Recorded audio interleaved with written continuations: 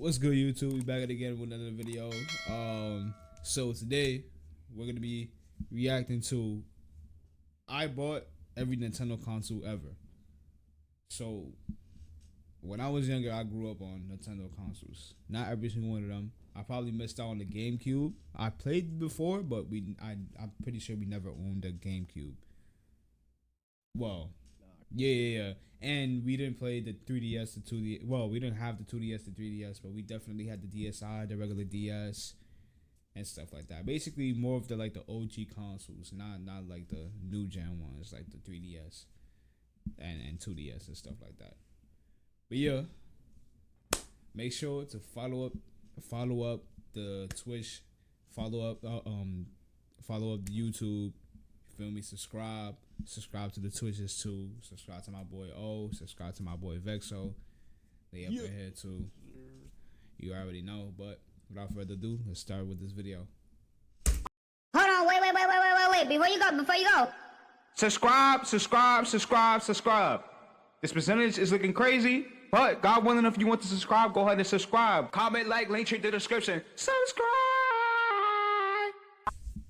Oh shit. Ready to No unlock way. Roblox There's digital no gift way. There's no way. I've just bought every single Nintendo home console ever. We've got a TV from the time of each one's release, and even the main Super Mario game for every single No one. way. So let's see how much better the gaming experience has become. Nintendo's first home console, the NES, couldn't have come at a worse time in the West. The company had had huge success with their arcade machines, but when it finally came to entering the living room in the early 1980s, the entire video game market just so happened to be experiencing what's still known as the Great Video Game Crash of 1983. Put simply, everyone was making games consoles. There had become far too many to choose from, and every single one had their own separate, confusing selection of rushed, poor quality games. The entire reputation of a video game console was the worst that it had ever been, to the point where critics were even saying that gaming is a fad and that the entire concept would actually die out in a couple of years. But this didn't put Nintendo off, and in fact they did something very clever to try and spin it to their advantage. They created a games console that looked nothing like a games console, and they called it the Nintendo Entertainment System to avoid the stigma that came with the term video game. They even bundled two controllers in the box to make it more of a family living room item than something just for the solo gamer. This was a calculated move. Man, this entire package is so unbelievably old that it almost just looks alien, doesn't it? The controllers, the types of cables and the adapters you find here, none of it even resembles what we use today. I can't believe I'm about to switch on a console from 1985. And this TV, I've never seen anything like it. And apparently it turns on by... No. Let's try that again. Now we turn the console on. Wait. What? The game is booted up the second you turn the power button on. And then you've actually got physical dials to be able to adjust the No picture way, profile on the what? screen. This entire thing is just so satisfying. This is going to sound ridiculous, but bear with me here. Because with a 1.7 megahertz processor, a whole 2 kilobytes of RAM, and a maximum resolution of 240p, the NES was actually spec'd like a next-gen machine when compared to the Atari 2600s that people were playing before them. And as a huge fan of just video games in general, the craziest part of this for me is that this console is the console where Nintendo launched the first ever Zelda game, and more importantly, the first ever Mario game. Let's plug the Player One controller in. Oh my gosh. This feels like such a moment in gaming history. Like, imagine if you could have taken the small group of developers that made this and showed them what Mario would actually become today. You can hear that same jump sound even in today's games. And it's crazy that the entire game basically works with one face button. The text itself is kind of hard to read because of how low the resolution is, but the game is very playable even today. Regardless, this little red plumber was an instant hit. And when you combine Mario with the console's beautiful, clean graphics, its branding as a must-have toy instead of a games console, as well as its rock bottom. Yeah, buddy. I don't know where the hell they was going at when they added so many components to the system, but hey, man, it worked. Can't It blame them. definitely worked, especially with the duck hunt. Duck hunt was going crazy. For me, get the gun and start booming people. I'm pretty sure in CX61, I don't know who had the console, but they literally found the gun Didn't for they the have Nintendo Ghostbusters system. for this I too? think they did. It's tough. Cool, They had a lot shoot, of stuff. kudos. A lot of them were like simple games, like the genre games were like it's like 2, 3. You know, like 3 genres of games. Like Yeah. in terms of style, you could make your game. So Yeah. Price of $250 in today's money, you can probably see how it became the most popular console in history, selling 61.9 million units, which was enough that Nintendo had arguably saved the entire video game industry. That by the time they decided to release the NES's successor, they didn't even have to worry about a dying market anymore. And what a successor it was. The Super Nintendo Entertainment System, released about 5 years later at a much higher price tag of $450 in today's money, was basically an NES with every aspect dialed up to the max. For starters, the controller was probably the single most important controller ever made, bringing in a smoother, more hand-friendly design, 2 extra face buttons, X and Y, that set the standard for how all future controllers would be made, and also shoulder buttons. All controllers up until this point relied almost entirely on your thumbs as the only input. But this controller is what made gamers realize that actually every single finger could be an input. And this would allow for games with a new tier of complexity. Whether it be drifting in Super Mario Kart or aiming your arm cannon diagonally in Super Metroid. Yeah, Nintendo loved using the word super. It was basically their way of saying next gen. There's a similarly enormous set of cables and adapters to last time, and then the SNES itself, which is actually lighter than I expected for something that's an absolute beast in performance. And I'm not exaggerating when I use the term beast. The way to calculate graphics power is a little complex for these early consoles, but just to give you an idea of how much more capable it could be, the SNES came with 64 times the amount of RAM versus their last machine. What is it with the pull tabs on these old TVs?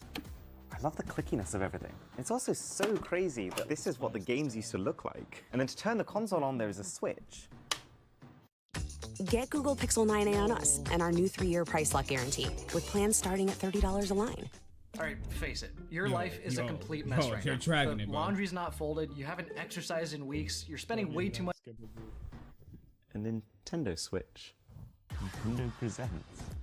Ah, that's so much better. The thing is to look at these games and those type of screens in that era, even going into the 2000s where flat screen TVs was like being made, it looked so good. The camera is not doing it justice either, because the new gen cameras be messing up That's true. the quality. That's true. You have to The see music in it. this video is giving me chills. And it's also noticeably higher resolution music than the last console. The TVs. I mean, like the consoles didn't collab with the TVs at all. So it was Yeah. just like there was 0 point to even look at it until the next gen. And the next gen didn't come out until like years. Like Facts. we had flat screen for a while, but we just didn't look at it because like, bro, I can't even play my game on it. Can't put DVD on some of these things. Like, Facts. what? Like I gotta get a whole adapter that barely even works. And I think they used to like charge for certain things. Like, Yeah. Like it was weird in certain areas for it to have like a flat screen TV, because it actually costs a lot. Or like houses and stuff like that. I know their TV stuff was different. You had, like, Facts. a little 4K TV or like actual busted TV around those times, because stuff like that existed. It was just like, you got a couple thousand. And a couple thousand. That's like somebody's whole life back then. Like it's like we need a couple thousand. I said, nah. That's my year.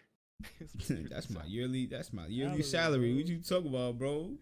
Talk about keep a couple thousand. Do I look like Bill Gates? Like, So, bro, but you only paid $30 in rent. man, that's a lot for me, nigga. we over here looking at that like, what? $30 in rent? $30. That's not even a meal, bro. Yeah, that's not Not even a full what? meal. Like, bro, that can't even feed a family. Bro, you go to You your Uber Eats with that. you go to your landlord and be like, here, $30 for rent. That nigga smack you. Like, bro, You right upside your head. like, what you mean $30? 0% of your rent. Like, bro. Like $30, yeah, times that by like 20, bro. Cook. Right, Crazy bro. how times change. Yeah, the time change quick. It's crazy. console. In a way, the SNES was the pinnacle of 2D gaming, just before the 3D era. With this much power, developers could basically make any 2D game they wanted to. So if we compare Super Mario World on the SNES versus Look at Super that. Mario You see Bros those on the black NES, stuff? the Do you see those backgrounds black feel lines? so Hold much on, more I'm trying to alive. pause. You see those black lines? You don't see that. You don't see Yeah, that you don't. when It's you the looking camera at the that's doing TV. The camera is just messing it up. With multiple layers moving at different speeds as you walk to simulate things being Colors. closer and further away from you. It's also a shocking amount sharper. Like, text on this is barely readable. This one has like no problems at all. And objects also have proper lighting and shadows for the first time ever. Now that that has become my benchmark, I can almost older games worse, so we just couldn't. That's why they canceled all old gen systems really quick, because it would in reality just look worse as generations go on. So they just started canceling stuff, like, which is weird. That's why like Sega Genesis ain't make it. GameCube stopped.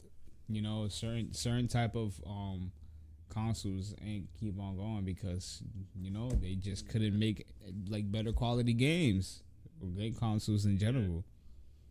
Some of them they just want to switch their console, and some of them they just Well, they was just selling know what, their give games it up. and companies to like. They weren't started- even a making lot of consoles, them- They were just selling it. yeah, they're just selling it. Facts. almost feel the wonder that people must have felt when stepping into this game for the first time. Why am I excited by the fact that Mario has a new spinny jump? The SNES didn't quite trounce the sales figures of the original NES, but for a console released only a few years later, the fact that it still sold 49 million units is nothing to be scoffed at. But with consoles like Sony's first PlayStation leading the charge into 3D gaming very shortly that's after, crazy. Nintendo had to find a way to keep up. Enter the Nintendo 64. Named after its new 64-bit Beauty. chip that could now process data in larger chunks at a time, making it perfect for 3D. Man, this box is so wacky. Love it. And the controller, equally so. But as much as it does look like something Batman might throw at a villain's face, this was just as big of a deal as the SNES controller, thanks to the invention of the analog stick by a Nintendo employee. You're going to start to notice a theme in this video, that even more so than the machines themselves, the key to Nintendo's console success is all about controller innovation. And then we've got the console, which is almost as weird looking as the controller.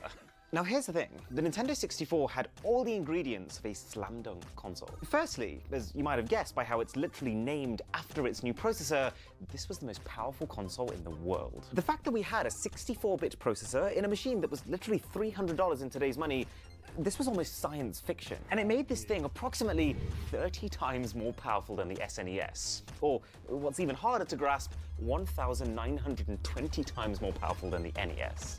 Why is there a button here? That makes no sense. But the analog stick was a game changer. The analog stick made the Nintendo 64 the most natural way to traverse 3D environments. Plus, the biggest thing that separated Nintendo from other console titans like Sony and Microsoft was the fact that they weren't just console designers, they were game developers. So they never just made the box and then hoped lots of great games were made for it. They made the box and the main games that you'd want to buy with it. I'm just now realizing this has 4 controller ports compared to 2 on every past console. The N64 was home to truly legendary games like Zelda Ocarina of Time, GoldenEye, and Super Mario 64. You bet we're gonna test it. Thankfully a TV, I understand. They I don't love care these about spending money. switches. It's their And the money. other upside is that your pet Exactly. can no longer turn your gaming It's console literally off. theirs, like, they don't care. You can actually see That's it. why they're so stingy. Copyright, like, they're like, it's mine.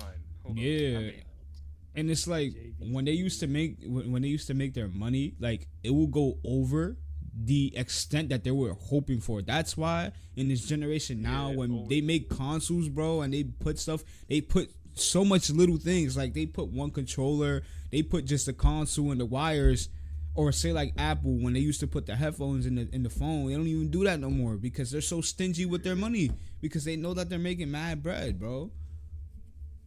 and then they wanna jump the bread like to a crazy point by Like, removing bro. something, like removing a big expense. Like, oh, we do that. How much does that cost that we do? We give to them. We cut it off. We make them buy it. Like, it's like what? No. Like that's why these consoles like is so valuable today, because to have all these components, all these things in one box, bro, it's like rare. Yeah. No. It's very rare. They be bugging out. You Nintendo wildin', was bro. always giving you everything that you kind of needed. Facts. They'd have packages and all that. Like it's like they was like, yo, like if we mess up, it's cool because we gave you a good amount of stuff. You feel me? So it's like if you want to throw it away, that's cool. You only paid $100. Returning these consoles are way easier. Way easier. They will give you your money back. Even if you, let's say you even like have a scratch on it, they still give you like almost the closest amount that you spent on the console. Like they didn't care. This is also one like a lot of companies and stuff like that didn't care for game. They cared for gaming, but they were more on like the you game like type shit. It's like oh you want to sell it back, sell it back, like shit company, gaming. Like, I don't know, like a lot of them were willing to give the money back, and then it got to a point where it was like, hold on. And it was more like a investment. So it's like money now. So it's like, yo, you know what? Let's start making a game for these geek niggas that be going to the arcade and playing Atari and stuff like that. You know what? Let's upgrade the content. Because they started to realize like, oh, the competitions. I could like actually like do something with this. Facts. It was like, you know what? Let's just test out this Mario 64 and just throw it out there and see if it's gonna work for the people. Like me and Jeremy was reacting to the development of the Nintendo. I don't know if it was Mario 64 or not. I forgot. Yeah, it was the development of Mario 64, bro. When they first put it out there before the release, it looked like crazy. Like it was wild. Yeah. Like it was wild, bro. But it ended up looking good. I like how they really cared for the games and they threw out like demos, like full it wouldn't be full game demos, but they would put out the demos, and at that time it would be like a bunch of nerds and geeks just going, not even like regular people, just going there and just trying to test out the game to see how good it would be, bro. You know how excited you want to be back then and just see these things, bro. Those gaming expos were crazy, and I think you could just like walk in there. Nowadays, you have to buy a ticket and stuff like that. Those expos was just like, oh yeah, I'm here, bro. Yeah, they would just pop up, let you in. Facts. And if it was a paid fee, it would be like $2. Now it's like 20. Literally, like, bro. Yeah, like 60. You know, like, and you get to buy Because stuff. E3 is how much is E3, your money bro? before you pay for it. Like 100. Yeah, they be wilding. Yeah, E3 They want to is take so much of sweet. your money and like it's like, bro, like you're not even doing anything. Like it's the vendors doing half of the stuff. Like literally, Exactly, most of the bro. time with a lot of these events and stuff. So it's like, I don't know, it'd be dumb when the prices be mad high for certain things. It's like keep the price low. 3-day Bro. pass $60. Upping the price every year for certain things, and it's like that don't even make sense. Like why? Nah, I see a ticket for $149. The heck is this talking about? Oh, heck no. Yeah, nah. Here, take a minute to get to the right level of brightness. Oh my gosh. I can't even begin to describe the difference here. Mario 64 might just be the most influential video game ever. You can see how Mario 64 was the proof of concept for how future 3D worlds would work, how you'd be able to move within them, how the camera would follow you, and how you'd be able to interact with objects inside of it. Remember, this is all new. You could argue that SNES games have actually aged better, because 2D games that look like that are still a thing now, whereas 3D games that look like this are not. But putting myself in the shoes of someone whose best gaming experience so far was that, and handing them this, I would have paid to see their reactions. So why didn't it do better? Even with all of this going for it, the N64 only managed to sell 32.9 million. That's crazy. It almost felt like we skipped a step from the N64. It really did. Cause you know what it was? Like, It what was too was- many things to buy. You had like that, like in my crib. I remember they had the N64. They had everything, and I was like, they just gave the N64 to us, and I was just like, me and my sister, we like the youngest in the household. We just like, okay, well, I'll take it, and the GameCube. And we just like, okay, I'll take it. Like Like it was but I so feel like much. more. It was so we much. got looked at as like a kid console. but it Yeah. has, like the greatest games on it. It was so One much of our- competition at that time. That's probably why. One of our neighbors gave us a whole like set of consoles. Like it was a it was like Atari, a set of Atari, Yeah. a Sega Genesis, some other stuff. He just gave it to us. There was too many It's crazy. companies and too many like types of games to play. Yeah. Like, you really wanted to like just play everything, so you just buy this, buy that, and most people already had the other two, so it was kind of like Mhm. another one there. It's like, Right. oh my gosh, I gotta spend more money. Yeah, because to be fair, they had by this point they had the most consoles out, Yeah. That's like- true. so they were just bugging. Like it was like, okay, I have two, like I don't want to buy a third. And I we think got Atari just teamed up with Nintendo and they just got their games on there. yeah. Million units in its lifetime, which almost makes it seem like Nintendo is trying so hard for nothing. And to put it simply, it's because they now had a major competitor in the form of PlayStation. The PS1, while not as capable on paper, beat Nintendo to market with a 3D capable machine by a full 2 years, which was enough of a lead that all the pioneers who really wanted a 3D console, they already had one.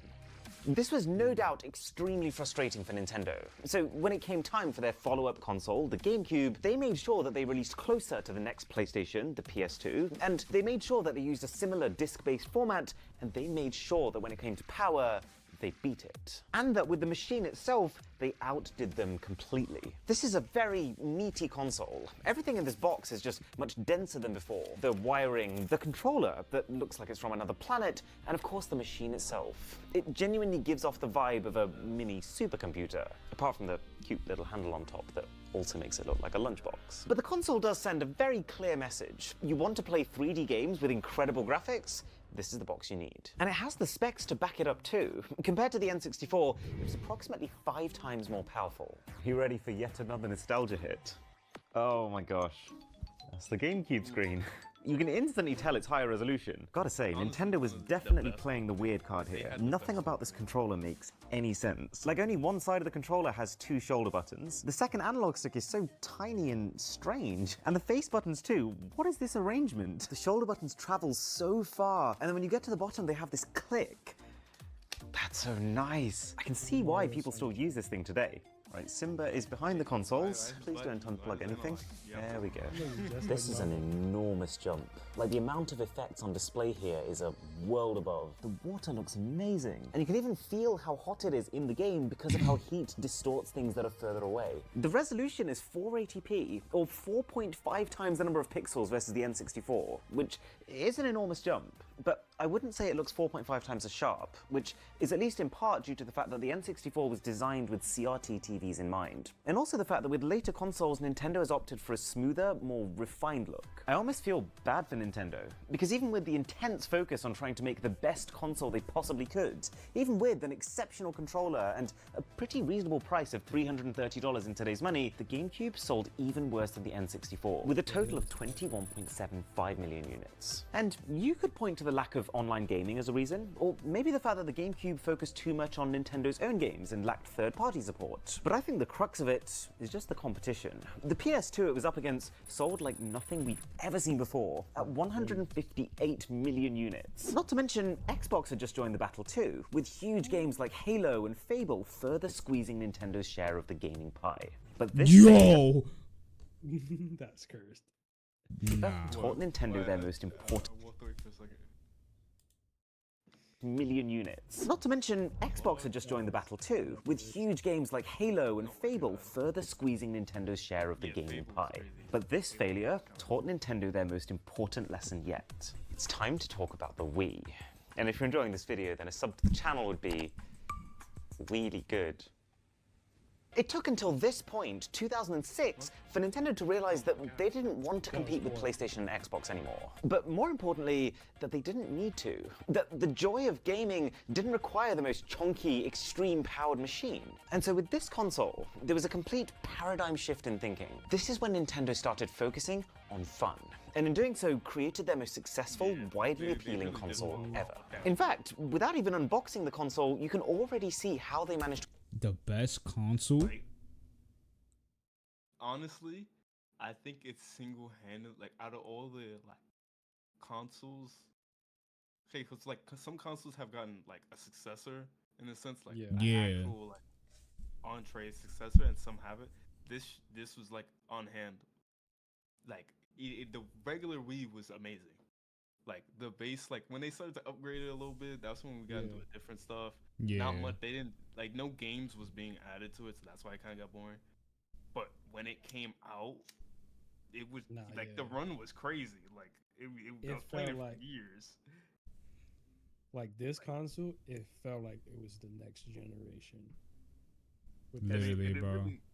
It took over a whole generation because they couldn't even other stuff passing by. It took like how long for these other like, stuff to actually push past it?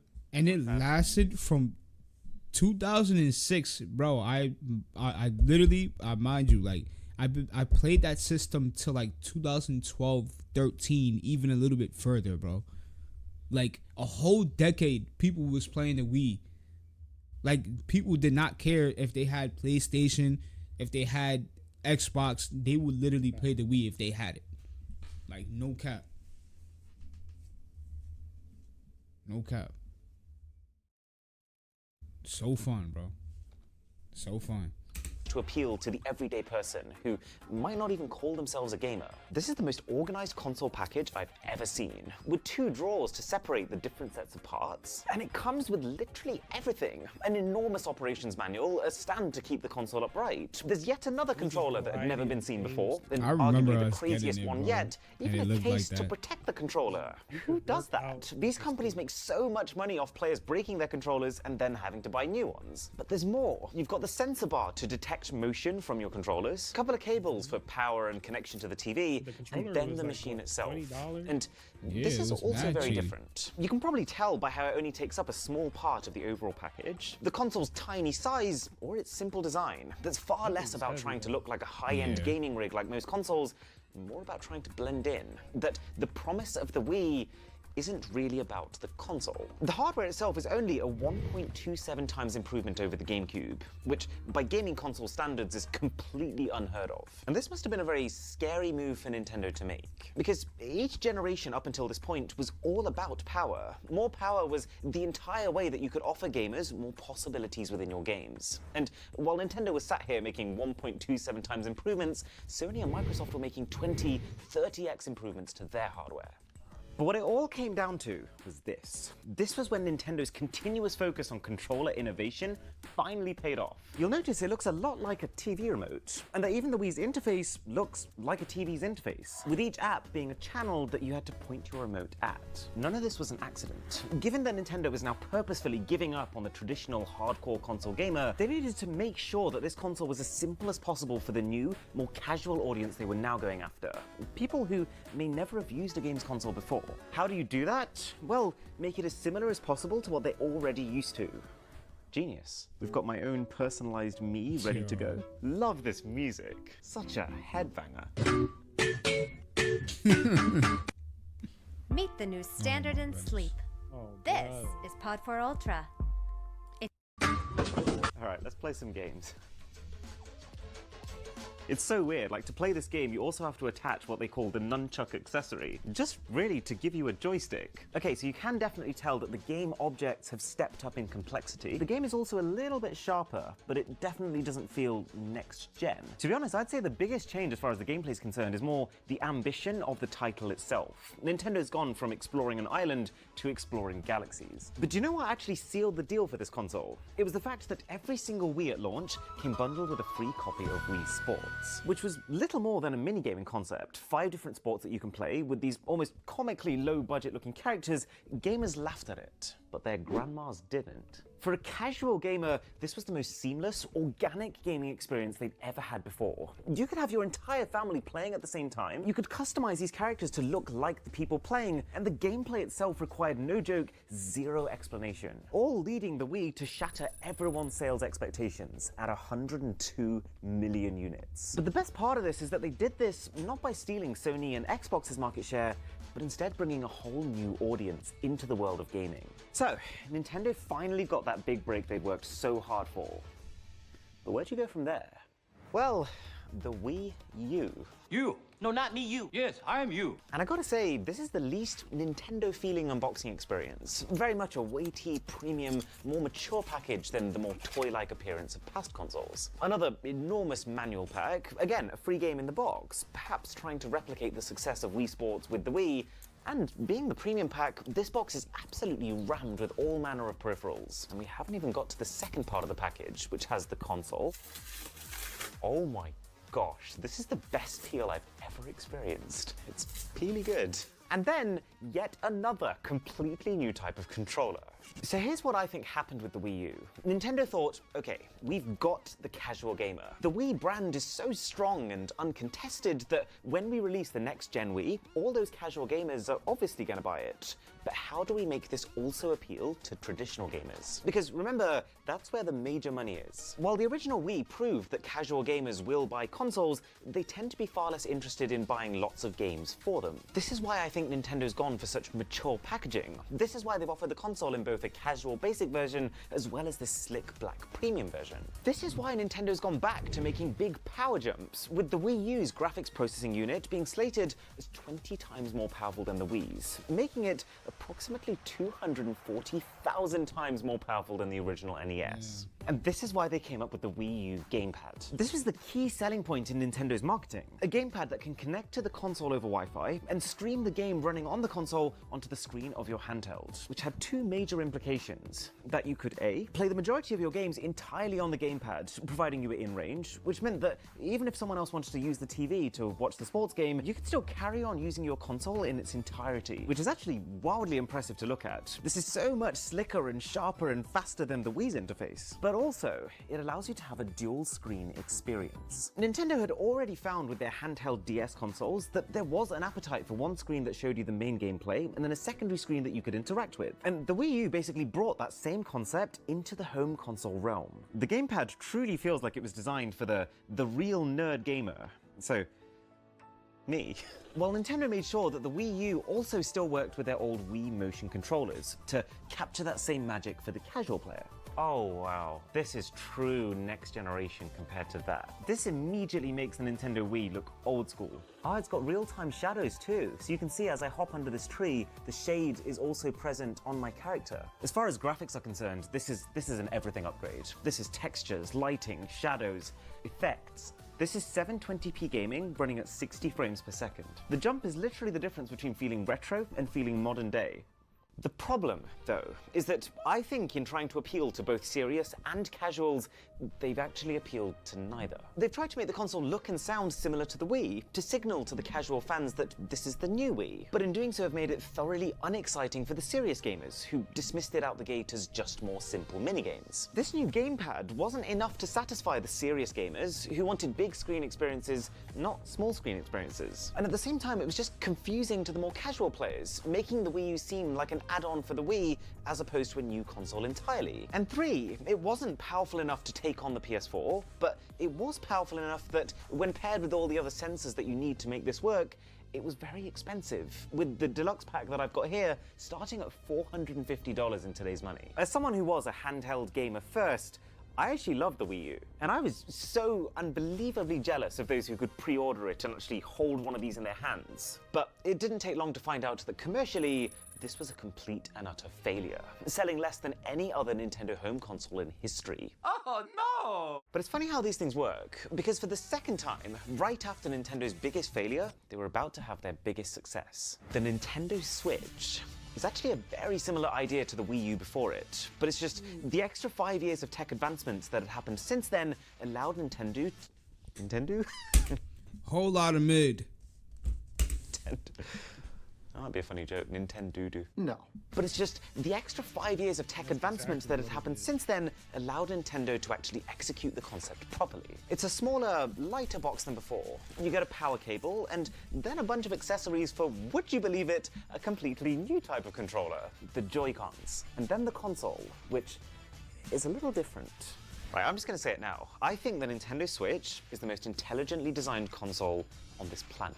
The idea is the same as the Wii U, of being able to play your games either on the big screen or in handheld, but because the power is located in the handheld itself, as opposed to having to stream it over Wi-Fi, you can take this console anywhere and instant resume your game from where you left off, all while it charges up your Joy-Cons automatically. But it gets better, because the way these Joy-Cons are able to separate from the console and can work independently by just flipping them sideways means that you can have multiplayer gaming. And then the cherry on top is that by embedding them with gyro sensors, they've even managed to recreate the motion controls of the Wii and the Wii U without needing to stick a fiddly sensor on top of your TV. Now, the Switch is not super impressive to the nerd within me, with a pretty crummy display by smartphone standards, and occasional issues with the Joy-Con joysticks drifting even when you're not touching them, and also just the simple fact that this is not a big power upgrade, being only about 1.5 times the power of the Wii U, or about 370,000 times the power of the NES, which, when you put it that way, actually sounds really impressive. But the key thing is that in the exact same way that Nintendo managed to separate themselves from Sony and Xbox with the Wii by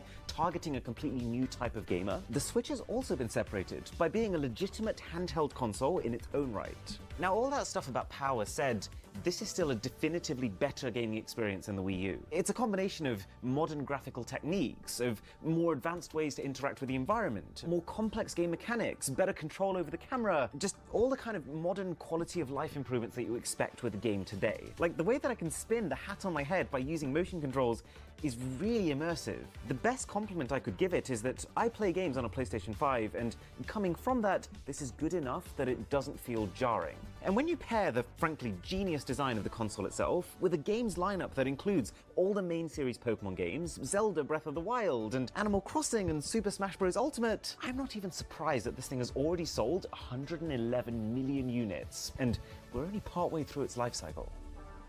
I don't think I've ever seen a more beautiful sight than what I'm looking at right now. Except maybe this app called Honeygain. It's a genuinely fascinating concept. All right, buddy.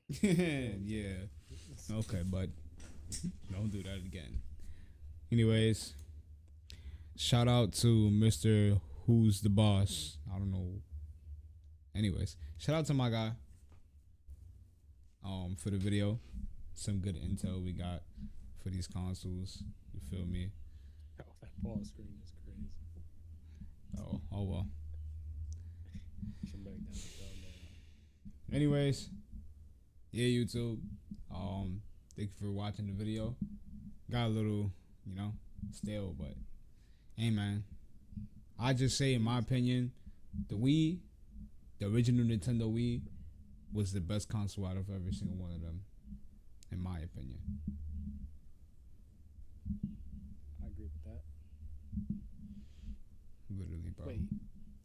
Oh, they didn't do. Wait, they did handheld, but they never did like. No. But it wasn't. He didn't do handheld. Yeah. He didn't apply handheld. Pretty sure he did a separate video for that one. But yeah. Hey man, I'm tired. It's late. And 5 hours. I'll see you on the next video, chat, or YouTube. Peace.